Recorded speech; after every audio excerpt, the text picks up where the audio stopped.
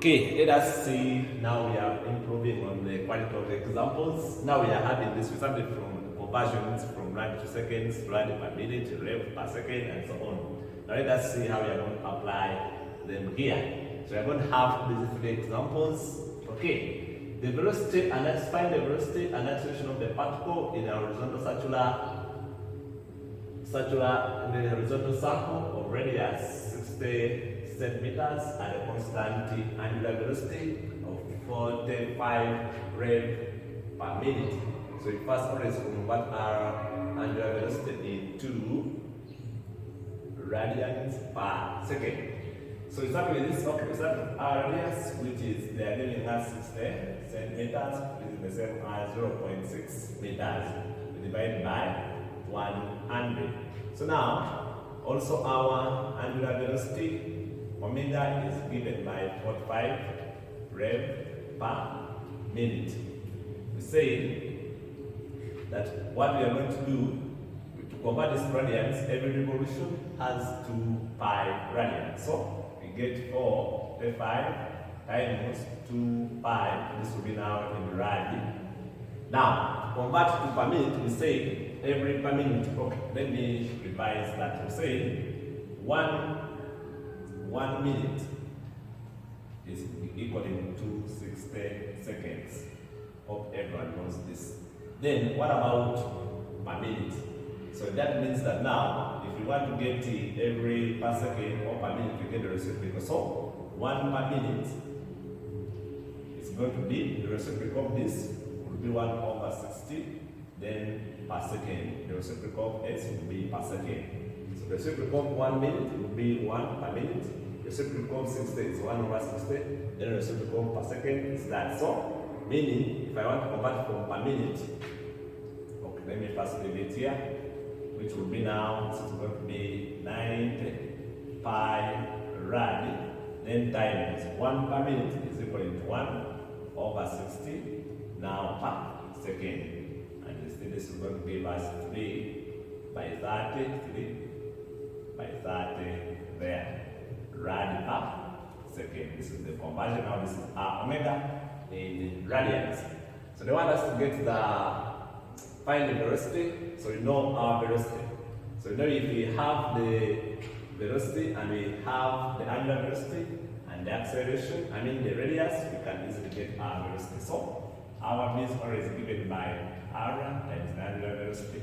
Our r is 0.6, the radius, then time is 3 over 2 pi. So this is going to be 0.9 pi, and these are going to be now in meters per second. That is our velocity. So they want us to get acceleration. We know what acceleration is. Our acceleration is going to be the linear velocity over the radius. So our linear velocity from here we've got 0.9 pi, 0.9 pi, the whole squared.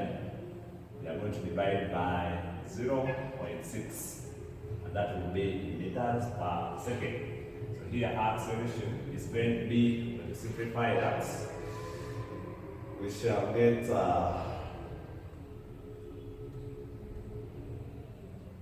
I'm getting 1.35 pi squared meters per second. If you want, you can give your radians in the computer too. So that's it. Then we come to B, our next question to here. We have a car travels in a circular path of radius 40 meters. So we have radius is 40 meters at 60 meters per second. 60 meters per second, that is our linear velocity. The difference between the angular velocity and linear velocity, you can differentiate them based on the units. Or is our linear velocity or tangential velocity is in meters per second or kilometers per hour. Whenever they give you angular, they are going to give you either rev per minute, rad per second, rad per minute, and so on. But the best unit is over them to rad per second. Okay, find the angular speed. So in part, we want us to get the angular speed. You know that our v is always equal to r w. You want us to get this. So it's that our angular speed is going to be V over R. Our V is 60 over R, which is 40. All of them are in meter. So our angular speed is going to be, when you simplify, you get to 1.5 now rad per second. That's our angular speed. The time taken for complete revolution. Now they are asking for the period. But our period is given by 2 pi over angular velocity. So this will give us now 2 pi over 1.5. So our t here is going to be, is measured in seconds. So you say 2 pi, 2 pi,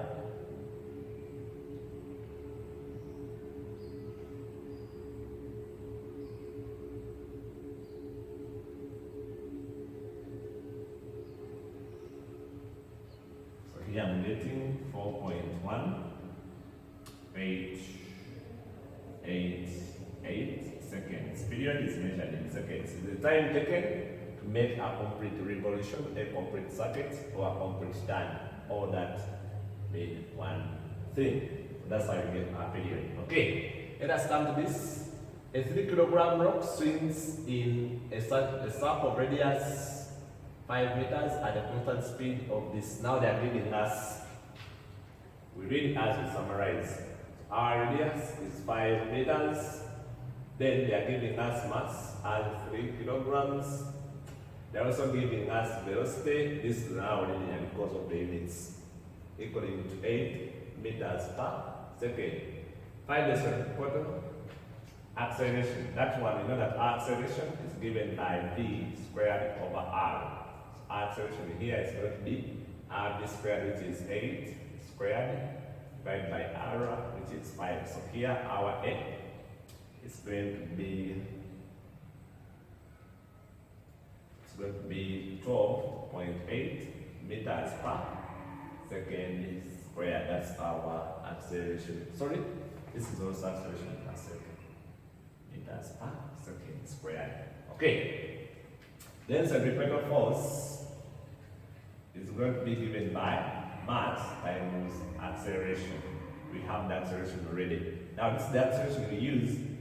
So this is going to be the mass, which is 3, then times 12.8. This is the centripetal acceleration, and it's what is giving us centripetal force, which is going to be